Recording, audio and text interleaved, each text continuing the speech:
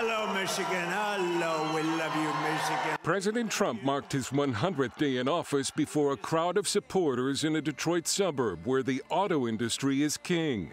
And his 25% tariffs on car imports are expected to drive new car prices up by thousands of dollars. But the president yesterday rolled back tariffs on foreign auto parts used in vehicles assembled in the U.S. If they can't make it in time because they have to do it here, otherwise they haven't, I'm giving them a little bit of a break, right? In an exclusive interview with ABC News senior national correspondent Terry Moran, things got testy when Moran told Trump his 145% tariffs on China were bound to raise prices on everything. It'll raise prices on everything from electronics to clothing to building houses. You don't know that. You don't know whether or not China's going to eat it. That's mathematics. China probably will eat those tariffs, but at 145, they basically can't do much business with the United States. And they were making from us $1 trillion a year. They were ripping us off like nobody's ever ripped us off. And by the way, we have other countries that were just as bad.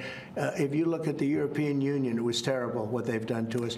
Every country, almost every country in the world was ripping us off. Hard times are ahead? I don't think so. I think great times are ahead. Yet Trump's tariffs have caused confidence in the economy to drop to the lowest level since the early days of the COVID pandemic, according to a poll from the global business organization, the Conference Board.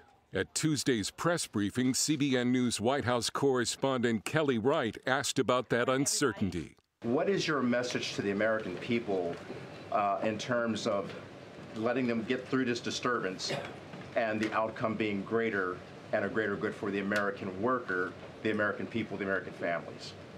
I would say trust in President Trump. There's a reason he was reelected to this office. It's because of the historic success of his economic formula in the first term. And as I laid out at the beginning of the briefing and the Secretary has talked about and the President talks about every day, there's a proven formula that works. Massive deregulation, energy independence, and tax cuts, which are coming. The tax bill is moving forward. It is going to give permanence to the 2017 Tax Cuts and Job Act, which will, back to the question on certainty, it will give American business certainty, it will give American people certainty. Trump yesterday called Amazon founder Jeff Bezos after there were reports the website Amazon Haul was considering displaying the cost of tariffs at the bottom of each product. Amazon later said that was never approved and is not going to happen. Dale Hurd, CBN News.